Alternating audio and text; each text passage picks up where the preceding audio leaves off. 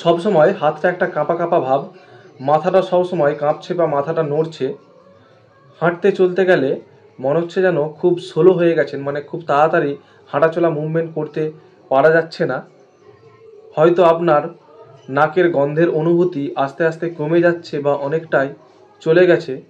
কথা ঠিক মতো বলতে পারছেন না, কথা বলতে গেলে কথা জড়িয়ে যাচ্ছে, উচ্চারণ ঠিক মতো স্পষ্ট হচ্ছে না এবং ব্যালেন্সের ডিস্টার্ব হচ্ছে, অর্থাৎ মনে হচ্ছে যেন সবসময় একটা মাথা ঘুরছে বা হাঁটতে চলতে গেলে মনে হচ্ছে আমি পড়ে যাব, উল্টে সামনের দিকে ঝুঁকে চলে যাচ্ছি, বা পা ফেলাতে গেলে মনে হচ্ছে একটা পা এক জায়গায় পড়ছে তো আরেকটা পা অনেকটা দূরে পড়ছে। এই রকম ধরনের যদি অনুভূতি আপনার বা আপনার পরিবারের আপনার পার্শ্ববর্তী কারো দেখে থাকেন, এই সমস্যাটা কিন্তু পার্কিনসন রোগের লক্ষণ। এটা এক প্রকার নিউরোলজিক্যাল ডিসঅর্ডার।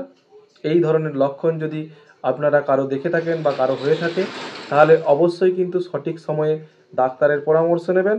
সঠিক সময়ে সঠিক চিকিৎসা করলে কিন্তু এই রোগ থেকে ভালো থাকা যায়, এবং এই রোগের চিকিৎসা করতে যদি দেরি হয় তাহলে কিন্তু সমস্যা আস্তে আস্তে বাড়তেই থাকে। তখন হাঁটা চলা কিন্তু অনেকটাই কষ্টসাধ্য হয়ে যায়, মুভমেন্ট করতেও খুব রোগীর কষ্ট হয়।